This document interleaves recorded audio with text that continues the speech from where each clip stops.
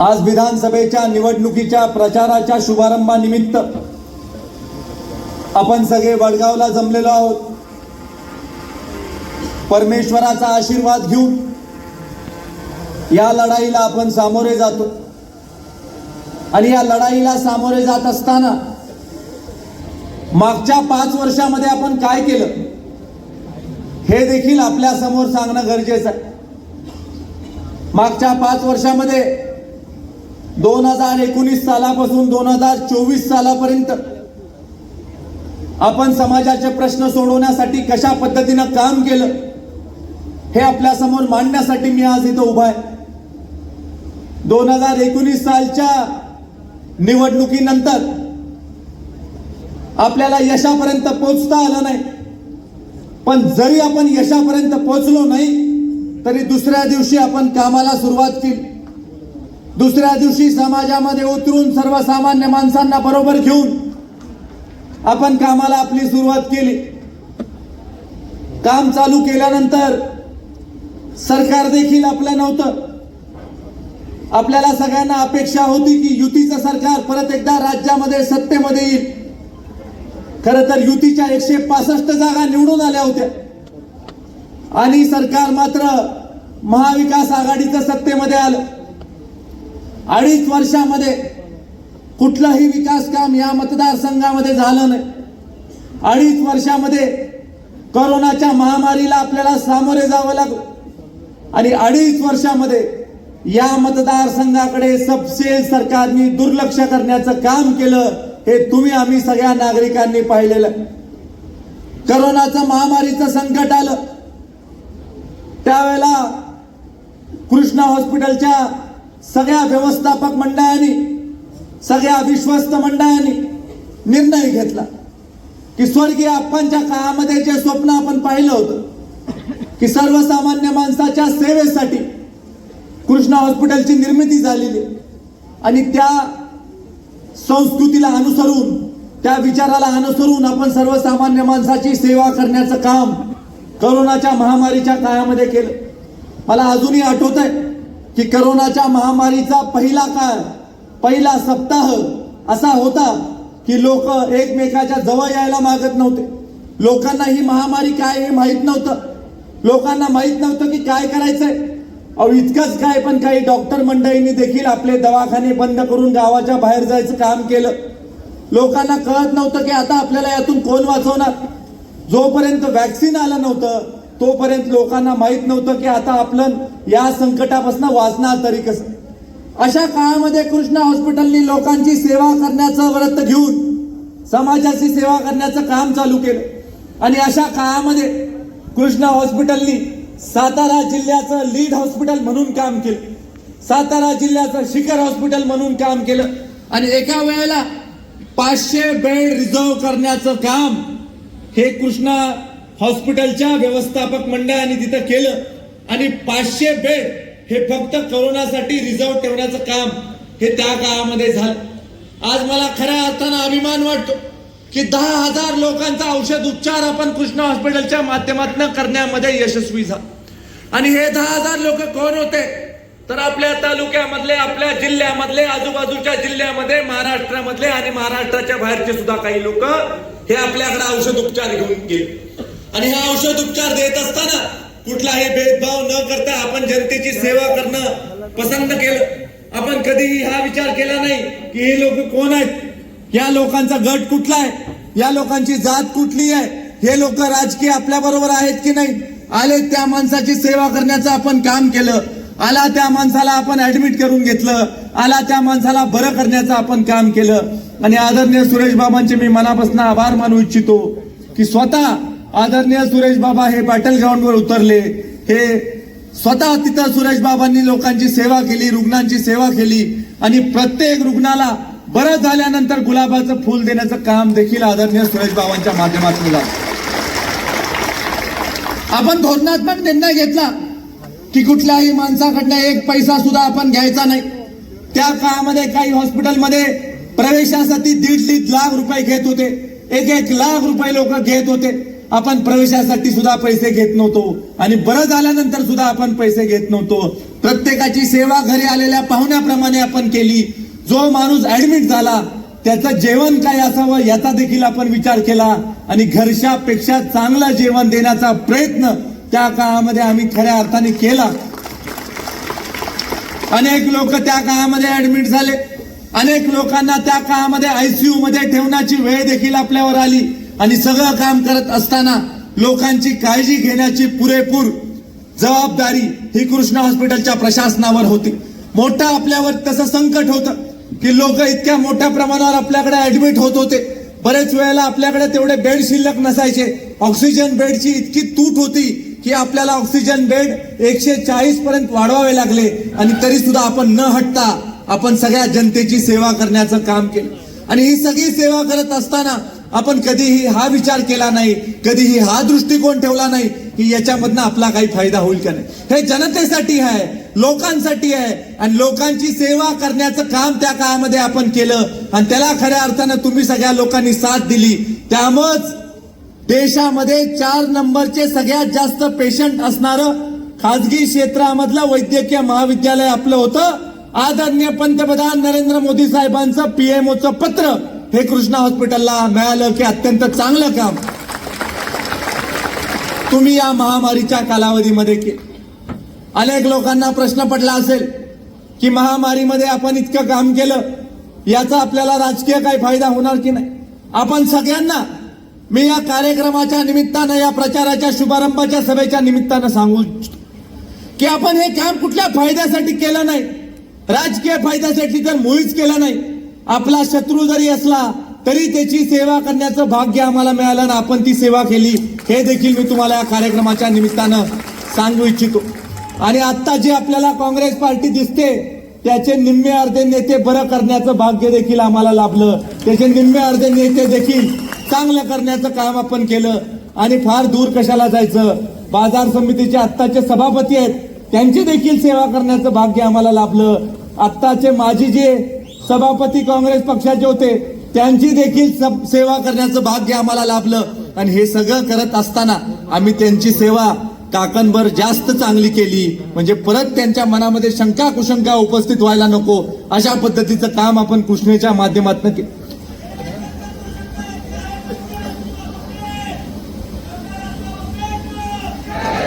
त्यानंतरच्या काळामध्ये करोनाचा कालखंड संपला. करोनाचा कालखंड संपून एक समाधान आपल्याला प्राप्त झालं की जनतेची सेवा करण्याचं भाग्य आपल्याला मिळालं. आणि करोनाचा कालखंड संपताच राज्यामध्ये सत्तांतर झालं. राज्यामध्ये महायुतीची सत्ता आली आणि महायुतीचे मुख्यमंत्री म्हणून एकनाथराव शिंदे साहेबांनी शपथ घेतली.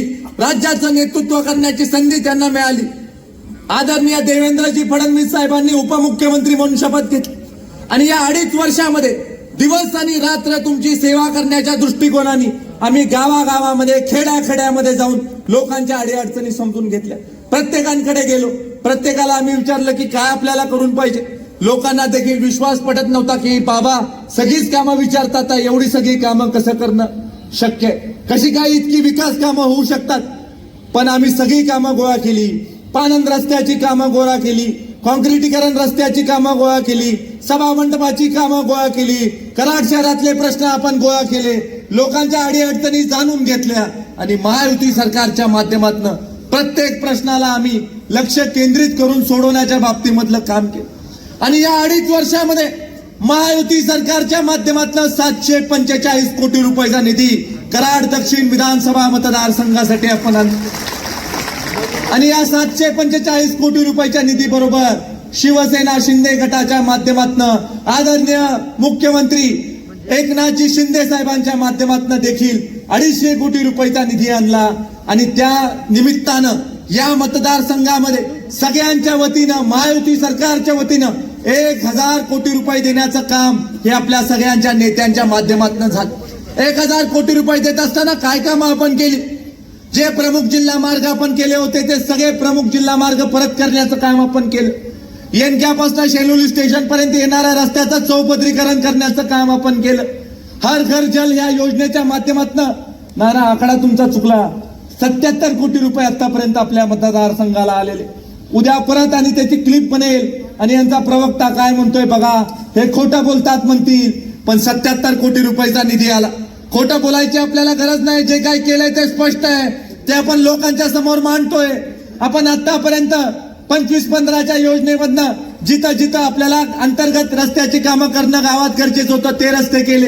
काही लोक माझ्याकडे आले, ते म्हटले पानंद रस्त्यांचं काय. आपण पानंद रस्त्यांची यादी गोळा केली आणि थोडकी नाही 227 पानंद रस्त्यांची यादी गोळा केली आणि 45 कोटी रुपये पानंद रस्त्यांसाठी राज्य सरकारच्या मातोश्री पानंद रस्ता योजनेच्या माध्यमातून उपलब्ध करून दिले. रोजगार हमी योजनेच्या माध्यमातून 10 कोटी रुपयाचा निधी आपल्या मतदारसंघासाठी उपलब्ध झाला. जिथं जिथं सभा मंडप नाही तिथं तिथं सभा मंडप दिला. जिथं जिथं गटरच्या व्यवस्थेसाठी मागणी केली तिथं तिथं गटरची व्यवस्था करून दिली. जिथं तिथं नाल्याची मागणी केली तिथं तिथं नाल्याची व्यवस्था उपलब्ध करून दिली. ज्या मलकापूरला स्मार्ट सिटी भाऊ तुम्ही म्हणताय त्या मलकापूरला सुद्धा 20 कोटी 80 लाख रुपयाचा निधी महायुतीच्या सरकारने उपलब्ध करून दिला. आणि भाऊ साधा सोपा नाही. मला ठराव मिळाला नाही. अनेक दिवस मी प्रयत्न केला, ठराव मिळाला नाही. मग त्यानंतर तिथं सीओ आला आणि त्यानंतर तो आल्यानंतर ज्या वेळेला निवडून दिलेल्या लोकांची मुदत संपली आणि त्यानंतर चीफ ऑफिसर आला, त्याच्या माध्यमातून आपण ठराव घेतले आणि ठराव घेतल्यानंतर अनेक लोकांना वाटत होतं की मलकापूरला काही पैसे येत नाहीत. काही लोकांनी देव पाण्यात घातले होते की मलकापूरला तेवढं नको, मलकापूरला पैसेच यायला नको. पण आम्ही सुद्धा व्यवस्थित केलं, पाठपुरावा केला आणि खऱ्या अर्थानं राज्याचे मुख्यमंत्री एकनाथजी शिंदे साहेबांचं मी मनापासून आभार मानतो आणि आमचे नेते देवेंद्रजी फडणवीस साहेबांचं मी आभार मानतो. रात्री 3 वाजता आपल्या फाईलवर सही झाली आणि सकाळी सकाळी आम्ही GR काढला आणि ताबडतोब तुम्ही आनंदोत्सव मलकापूरमध्ये साजरा केला. ज्या रस्त्यावर बिलकुल पैसे पडले नव्हते अशा सगळ्या रस्त्यांवर आपण पैसे उपलब्ध करून देण्याचं काम केलं.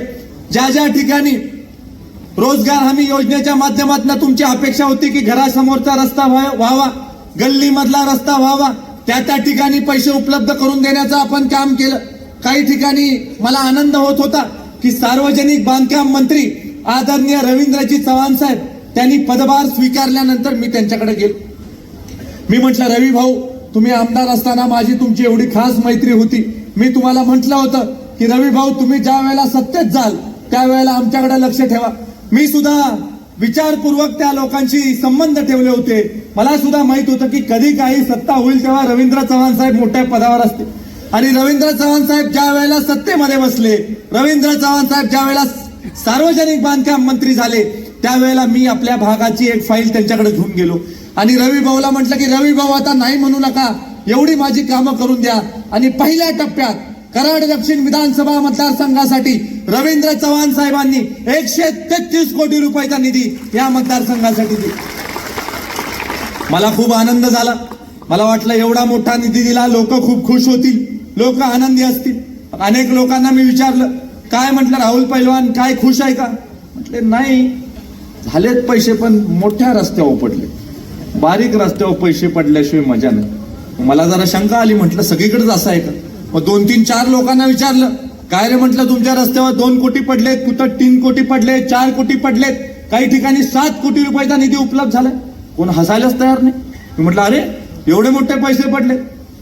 एकाने मला सांगितलं की साहेब ह्या मोठ्या रस्त्यावर पैसे पडून आनंद होतो पण इतका आनंद होत नाही, घरासमोरचा जर का केला तर खूप मोठा आनंद होतो. मग योजना हुडकली. म्हटलं चला योजना हुडकूया आपण, काय करायचं. आणि योजना अशी जबरदस्त काढली की जो जो तक्रार करतोय त्याच्या घराच्या समोर रस्ते आपण करून टाक. 100 रस्ते केले एका वेळ. 25-15 मधनं 100, रोजगार हमी मधनं 100, 200 रस्ते केले.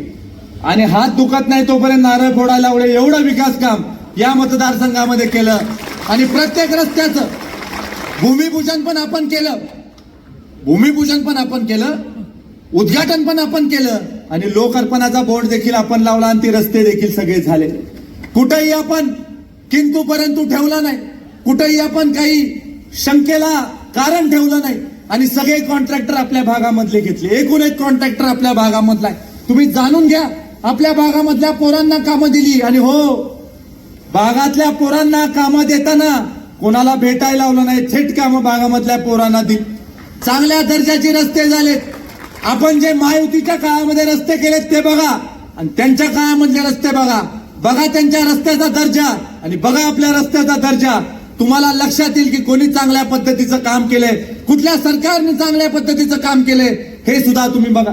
जी जी योजना लोकांसाठी आहे, सर्वसामान्य माणसासाठी आहे, ती योजना सर्वसामान्य माणसापर्यंत पोहोचवायचं आपण काम केलं. बांधकाम कामगार कल्याण योजना जुनी योजना आहे, ते पाटणकर साहेब आहेत. आज ठीक आहे, त्यांनी चांगल्या पद्धतीनं त्यांच्या पदाचा वापर करून सगळ्यांना न्याय देण्याचं काम केलं. बांधकाम कामगार कल्याण योजना 2015 सालची आहे, ठीक आहे, आजची योजना नाही, पण ही योजना आम्ही हुडकून काढली, बांधकाम कामगार कल्याण योजना. आणि ती योजना हुडकून काढून आमच्या सगळ्या तरुण कार्यकर्त्यांना कामाला लावलं. काम काय, माता भगिनींपर्यंत जायचं, फॉर्म गोळा करायचा, ऑनलाईन करायचा, ऑनलाईन केल्यानंतर ओटीपी आला का बघायचा, ओटीपी आल्यानंतर कार्ड येतं आणि कार्ड आल्यानंतर मायमाऊलीच्या हातामध्ये कार्ड द्यायचं. आणि मला सांगताना अभिमान वाटतो की या मतदारसंघामध्ये 10,000 भांड्याचे सेट हे आपण इथं वाटलेले आहेत. 10,000 भांड्याचे सेट म्हणजे काय, 8.5 कोटी रुपयाची भांडी या मतदारसंघामध्ये आपण वाटलेली. आणि काही लोक आमच्यावर टीका करतात, लोक म्हणतात की यांची भांडी घेऊ नका. अहो, ती आमची भांडी नाही आहेत, महाराष्ट्र सरकारची आहेत. महाराष्ट्र सरकारची योजना आम्ही शेवटच्या माणसापर्यंत पोहोचवली, माझ्या मायमाऊलीपर्यंत आपण ती योजना पोहोचवली. आणि ती योजना पोहोचवत असताना कोणाकडनंही एक पैसा न घेता ती योजना शेवटच्या माणसापर्यंत पोहोचवण्याचं काम आपण केलं. आज आयुष्मान भारतची योजना 1,75,000 लाभार्थी आपल्या मतदारसंघात आहे. प्रत्येक लाभार्थ्यापर्यंत आपण योजना पोहोचवली.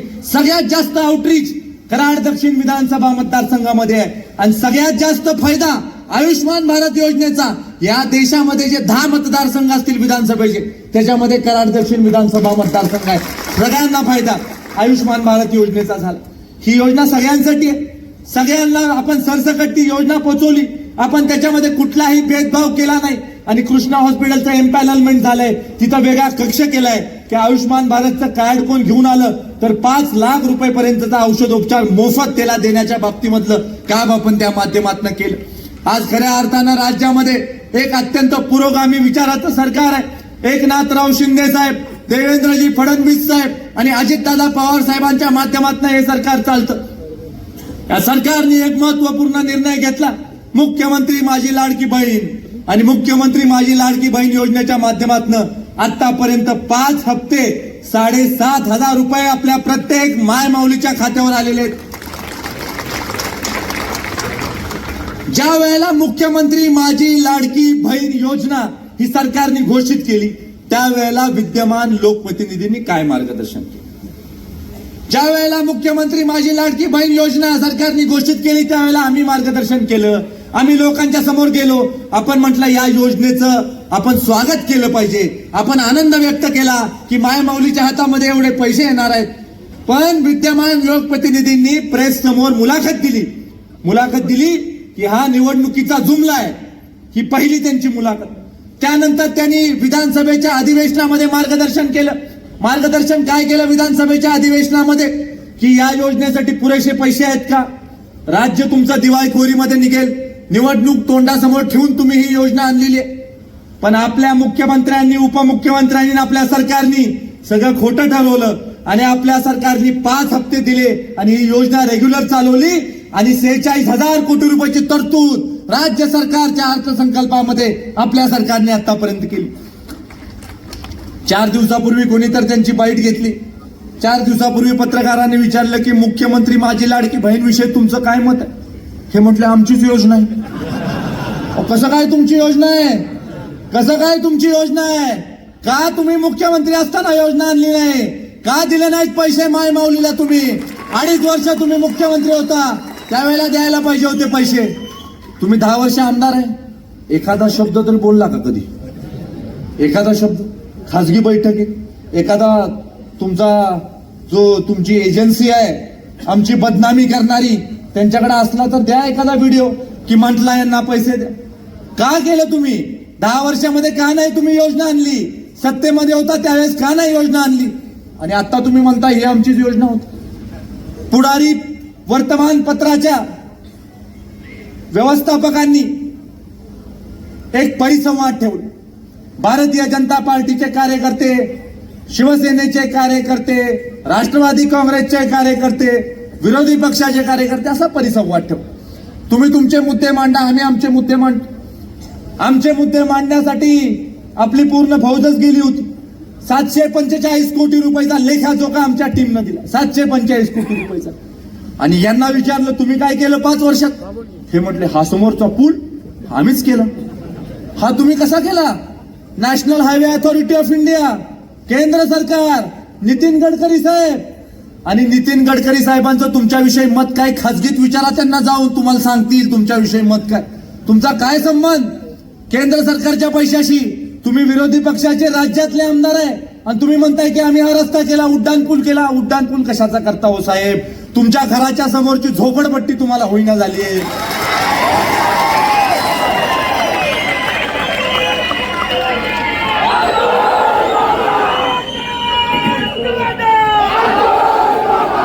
माजी मुख्यमंत्री साहेबांच्या घराच्या भिंतीला लागून जी झोपडपट्टी आहे त्या झोपडपट्टीमध्ये घरकुल तुम्हाला करता आलं का? किती वर्ष तुम्ही सत्तेत आहे? 50 वर्ष तुम्ही सत्तेत आहे साहेब. 50 वर्ष तुम्ही 3 पिढ्या सत्तेत आहे आणि घराच्या भिंतीला लागून झोपडपट्टी होईना तुम्हाला? अहो आमच्याकडे जरा काही असतं तर आम्ही करून टाकलं असतं, ठेवलं नसतं काय. आज मला तुम्ही सांगा, कराड शहरामध्ये अनेक झोपडपट्ट्यांचं पुनर्वसन झालंय, अनेक ठिकाणी पक्के घरं झालेत आणि तुमच्या घराच्या भिंतीच्या जवळ झोपडपट्टी आहे म्हणून भिंतीची उंची वाढवत आहे, झोपडपट्टी दिसना म्हणून.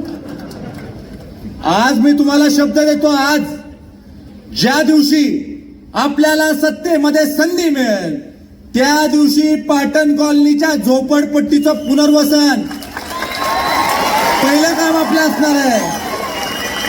माझ्या अजेंड्यावरचं पहिलं काम आहे की तुमच्या घरासमोर ज्या लोकांना तुम्ही उपेक्षित ठेवलंय, इतके वर्ष उपेक्षित ठेवलंय आणि तुम्ही काय टीका करता हो? उठसूट उठलं की तुम्ही माझ्या गावाचं नाव काढता, उठसूट उठलं की तुम्ही आमच्या गावाच्या विकासाविषयी बोलता. कशाला बोलताय तुम्ही आमच्या गावाच्या विकासाविषयी? तुम्ही येऊन बघा ना आमच्या गावामध्ये आम्ही काय काय केलं ते. ज्या गावांनी आजपर्यंत या सगळ्या परिसराला चांगले विचार देण्याचं काम केलं, ज्या गावामध्ये 2 मोठ्या मंदिरांना आता ब वर्ग देवस्थानचा दर्जा मिळाला, ज्या गावामध्ये विठ्ठल रुक्मिणीच्या मंदिरासाठी 45 लाख रुपयाचा निधी आपण उपलब्ध करून दिला, ज्या गावामध्ये पाणी पुरवठ्याची 20 कोटीची योजना वर्ल्ड बँकेच्या योजनेमधनं आपण आणली, ज्या गावामध्ये सांगेल तो रस्ता, बघेल तो रस्ता, बघेल ती गल्ली ही आपण पूर्ण केली, 0 लिक्विड डिस्चार्जचा प्रकल्प ज्या गावामध्ये केला, कशाला त्या गावाविषयी वाईट साईड बोलताय? ते सुद्धा तुमचेच मतदार आहेत. एखाद्या विषयी वाईट बोलायचं म्हणजे किती बोलायचं? बदनामी करायला लोक तुम्हाला का आणावी लागतात? माझ्या नावाची लोक हुडकताय, माझ्या नावाचे 5 लोक आणायचे आणि त्यांना उभं करायचं. असं कुठं असतं का हो? असं कुठं असतं का? अतुल सुरेश भोसले नावाचे 5 आणायचे, ते 5 उभे करायचे आणि लोकांची दिशाभूल करायची. ही वेळ येतेच का? तुम्ही स्वतःला मोठे नेते समजता, तुम्ही राज्याचं नेतृत्व केलंय म्हणताय, तुम्ही देशाचं नेतं स्वतःला समजता, मग अतुल भोसले 5 हुडकायची वेळ काय येते? एका अतुल भोसलेचा सत्कार मी धोंडेवाडीमध्ये केला आणि दुसरा हा पळून गेला, हा जळगावचा होता, दुसरा आम्हाला सापडला नाही. पण खऱ्या अर्थानं तुम्ही या मतदारसंघाला ओळखलं नाही. स्वर्गीय चव्हाण साहेबांचा वारसा असणारा मतदारसंघ आहे. या मतदारसंघामध्ये 5 नाही 10 लोक उभे केले तर योग्यच अतुल भोसले हुडकून काढणार लोक.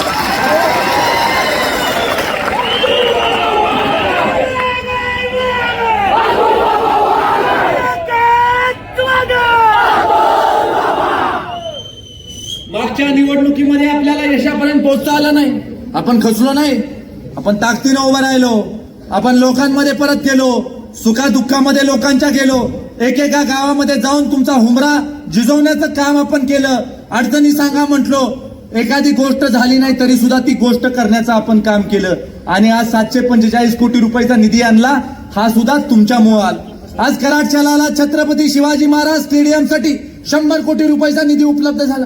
अनेक लोकांनी माझं स्वागत केलं, माझा सत्कार केला आणि लोक म्हटले की तुमच्यामुळे हा निधी उपलब्ध झाला. मी सगळ्या त्या लोकांना सांगितलं, म्हटलं हा माझ्यामुळे निधी नाही उपलब्ध झाला, हा कराडकरांमुळे निधी उपलब्ध झालाय. सगळं श्रेय कराडकरांचं आहे. कराडकडे बघून राज्य सरकारने हे पैसे उपलब्ध करून दिलेत आणि हे पैसे उपलब्ध करून देताना सुद्धा सहजासहजी पैसे उपलब्ध झाले नाहीत. आम्ही 100 कोटीचा प्रस्ताव ज्या वेळेला राज्य सरकारकडे घेऊन गेलो, हाय पॉवर कमिटीकडे घेऊन गेलो आम्ही प्रस्ताव, त्यावेळेला हाय पॉवर कमिटीने हा प्रस्ताव रिजेक्ट केला. बाबांना हा सगळं माहित आहे. कराडमध्ये इतर प्रस्ताव हाय पॉवर कमिटीने पहिल्या टप्प्यात पास केले.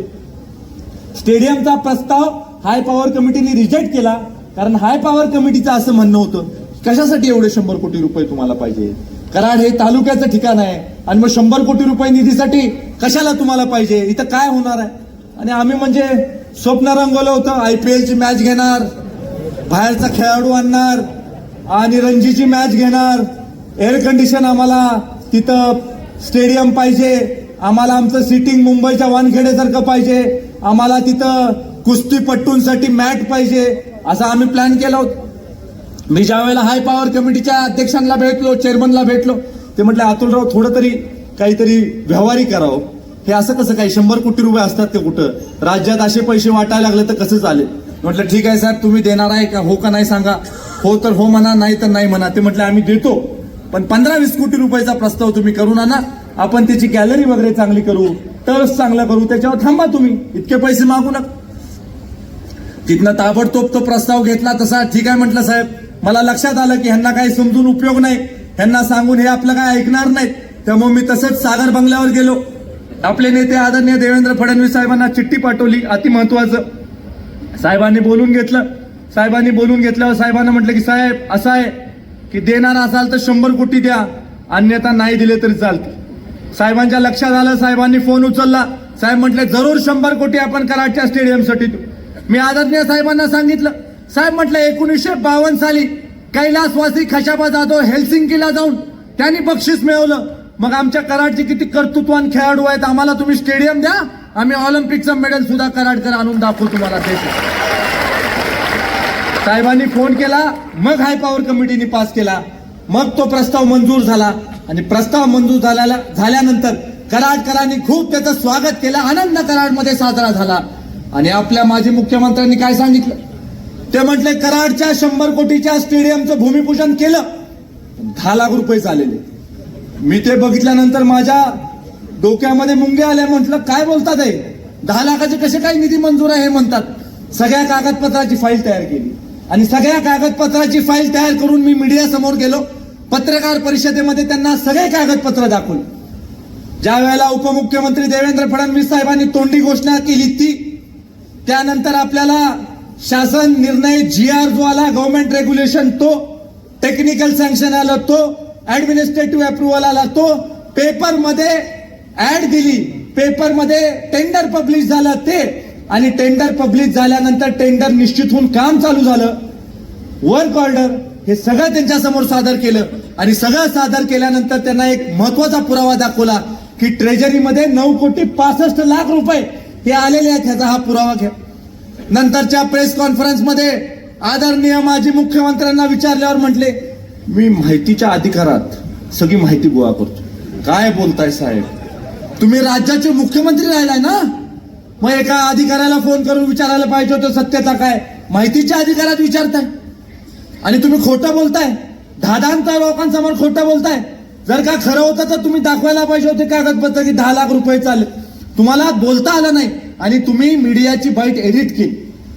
ठीक आहे, तुमच्याकडे 2 पैसे अधिक आहे, तुमच्याकडे एजन्सी जास्त, आमच्यापेक्षा मोठ्या एजन्सी आहे, तुम्ही लगेच होत्याचं नव्हतं करता.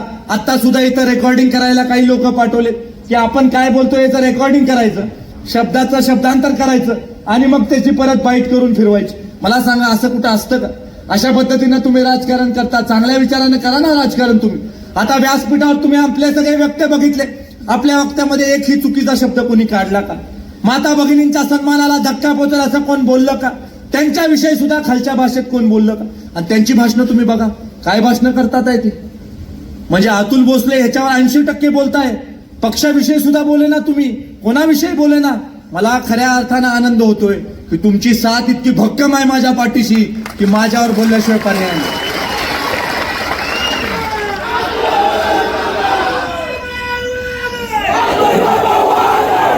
एका तासामध्ये 45 मिनिटं माझ्यावर बोलतात, वाईट बोलतात, कानाला ऐकवत नाही एवढं बोलतात. मला खूप आनंद आहे. काम बोलताय, आपलं काम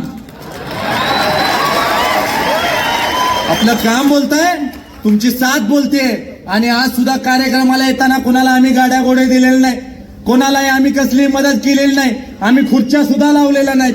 बिचारे आमच्यासाठी मांड्या घालून लोक बसलेले आहेत। सभासदांमधला फरक बघा, कार्यक्रमानंतर सुद्धा जेवण नाही आमच्याकडं, आमच्याकडे काय नाही, आमच्याकडे प्रेमाची लोक आहेत। आपण या लोकांसाठी काम केलंय, कष्ट केले आणि भविष्यात सुद्धा कष्ट करण्याची आपली इच्छा आहे।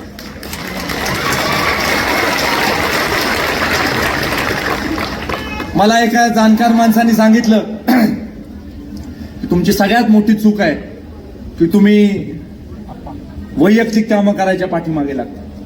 मी त्यांना म्हटलं, दादा असं का म्हणता तुम्ही? ते म्हणतात, तुम्ही एकाचं काम करता 9 लोक तुमच्यावर नाराज होतात, तुम्ही एकाला संधी देता 9 लोकांना संधी देऊ शकत नाही, आणि त्यामुळे 9 लोकांचा रोष तुम्ही ओढून घेता। मी त्यांचं शांतपणे ऐकून घेतलं। मी म्हटलं 9 लोकांचा रोष ओढायला तयार आहे, पण त्या एका भावाचं काम माझ्या झालं पाहिजे, एका बहिणीचं काम झालं पाहिजे, परत दुसऱ्यावर नंबर येईल त्याचं सुद्धा काम होईल।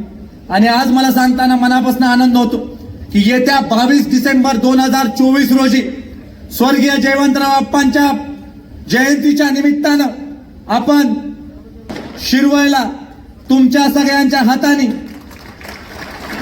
कृष्णा विश्वविद्यापीठाच्या दुसऱ्या शाखेचं भूमिपूजन तुमच्या हाताने आपण करणार आहे।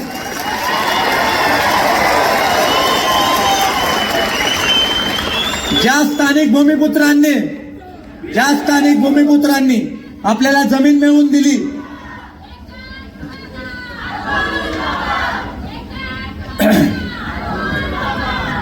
त्या स्थानिक भूमिपुत्रांना आपण संधी तर जरूर देणार आहोत।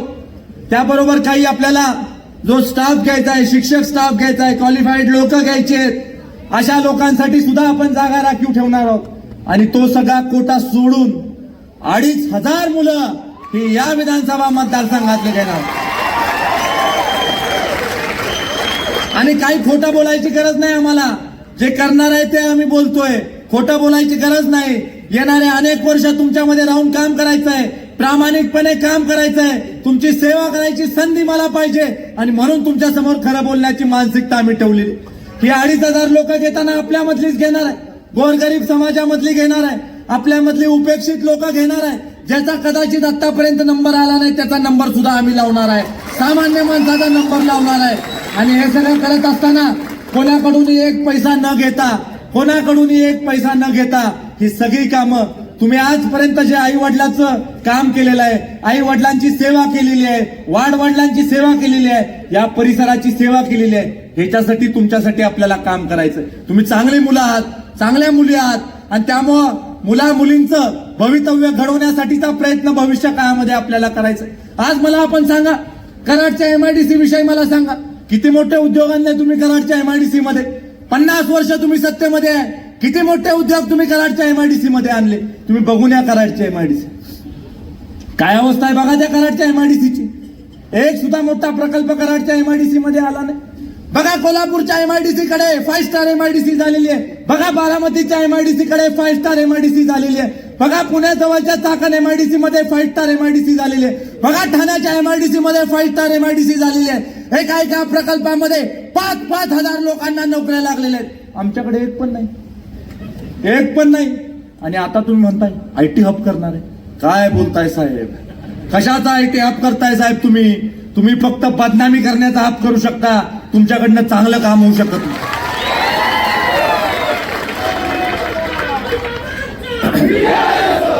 ज्या दिवशी आपल्याला सत्तेची सूत्र मिळतील, ज्या दिवशी आपल्याला सेवेचे सूत्र मिळतील, ज्या दिवशी मला संधी मिळेल, पहिलं माझ्या कारकिर्दीमधलं काम असणार आहे की कराडच्या MIDC मध्ये मोठे उद्योग आणायचे, कराडच्या MIDC मध्ये आपल्या पोरांच्या मुलींच्या हाताला काम लागले पाहिजे असे उद्योग आणायचे। आणि काम आणताना सुद्धा जो उद्योजक येईल त्याला एवढंच सांगणार की सगळी मदत करतो, मुलं फक्त आमची बघा, मुलांच्या हाताला काम। आणि आमचा ट्रॅक रेकॉर्ड बघा, आमच्याकडनं कमी झाला असेल पण आम्ही केलंय ना, ठीक आहे, एखाद्याचं झालं असेल एखाद्याचं झालं नसेल, पण करायचा तरी आम्ही प्रयत्न केला। तुम्ही काय केलं? तुम्ही 12.5 वर्ष विधान परिषदेचे, 2.5 वर्ष आणि 10 वर्ष विधानसभेचे आमदार आहे, 2.5 वर्ष मुख्यमंत्री आहे, काय करू शकला असता तुम्ही? आम्ही फक्त देवेंद्रजींच्या जवळ आहे तर एवढा करतो. तुम्ही तर पदावरच होता. तुम्ही किती लोकांना नोकऱ्या लावल्या? लावली का आपल्या भागामधल्या कोणाला नोकरी? तुम्ही काय म्हणताय 108 ची अँब्युलन्स चालू केली? अहो 108 ची अँब्युलन्स चालू केली ते काय कराडची लोक लागली का नोकरीला? तुम्ही आज कृषी कॉलेजच्या बद्दल सांगताय, निश्चित चांगलं काम झालं कराडसाठी, आम्ही मोठ्या मनाने मान्य करतो. कधी झालं? 2014च्या आधी 14 साली दिली ना मतं लोकांनी तुम्हाला, 19 साली दिली ना लोकांनी मतं तुम्हाला. आम्ही तुम्हाला जबाब विचारतोय 19 ते 24 चं. 19 ते 24 चं खरं खरं काम सांगा, तुलना करा, चांगली विकासाची तुलना करा. सांगा किती लोकांच्या हाताला काम तुम्ही दिलं, सांगा किती योजना तुम्ही लोकांपर्यंत पोहोचवल्या, सांगा किती शासकीय कामं तुम्ही इथं केली, सांगा किती सरकारी नोकऱ्यांमध्ये तुम्ही आमच्या मुलांना काम करू शकला. तुम्ही काहीही करू शकत नाही आणि तुम्हाला आज सांगता येईना झालंय. आणि आज तुम्ही ही पातळी गाठलेली आहे. तुम्ही आज संस्थांविषयी बोलताय. कृष्णा कारखान्याची निवडणूक आहे काही लागेल तेव्हा बघूया ना आपण. आम्ही समर्थ आहे त्याला.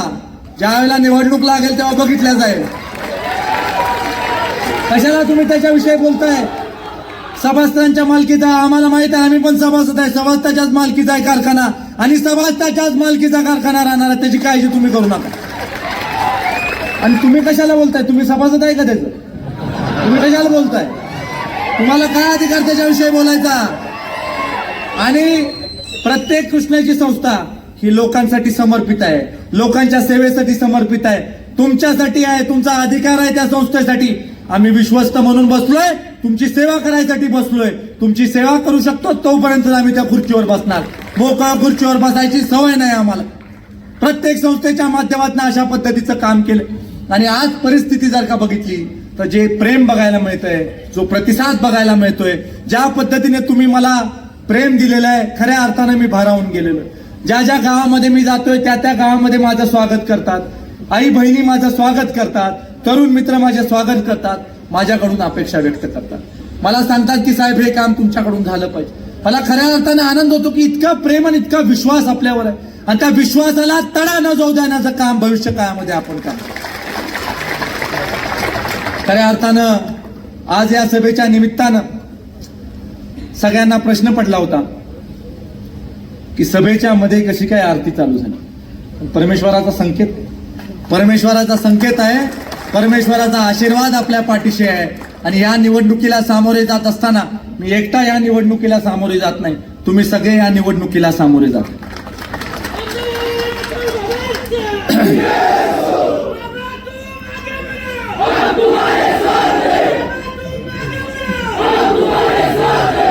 छत्रपती शिवाजी महाराजांनी मोजके मावळे घेऊन स्वराज्याची स्थापना केली.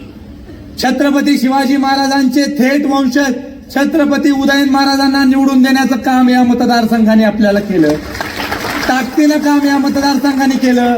आणि छत्रपती उदयन महाराजांच्या खांद्याला खांदा लावून प्रत्येक या मतदारसंघातल्या कार्यकर्त्यांनी काम केल्यामुळं आपल्याला बहुमान राज्य सरकारने मिळवून दिला. सगळे जे आपली विकासाची कामं होती ती राज्य सरकारने मान्य केली आणि एक वेगळ्या प्रकारचं विकास पर्व या परिसरामध्ये घडवण्याचं काम राज्य सरकारच्या माध्यमातून झालं. आज 20 तारखेला आपल्याला निवडणुकीला सामोरे जायचं आणि या 20 तारखेला निवडणुकीला सामोरे जात असताना संयमाने आपण निवडणुकीला सामोरे जायचं. आपण निवडणुकीला सामोरे जात असताना कोणीही कितीही चिखलफेक आपल्यावर केली तरी आपण त्यांना प्रणामच करायचा. त्यांना उत्तर 20 तारखेच्या मतदानात आपण द्यायचं. आपल्यावर जेवढी चिखलफेक जास्त तेवढ्या ताकदीनं 20 तारखेला आपण मतदान बाहेर काढायचंय, तेवढ्या ताकदीनं आपण 20 तारखेला मतदान करायचंय आणि महायुतीचा इथं विजय करून द्यायचा आहे. राज्यामध्ये महायुतीचं सरकार आणायचंय आणि कराड दक्षिण विधानसभा मतदारसंघामध्ये कमळ फुलवायचंय. एवढंच या कार्यक्रमाच्या निमित्तानं सांगून शेवटी आपल्याला शेवटी एवढंच सांगतो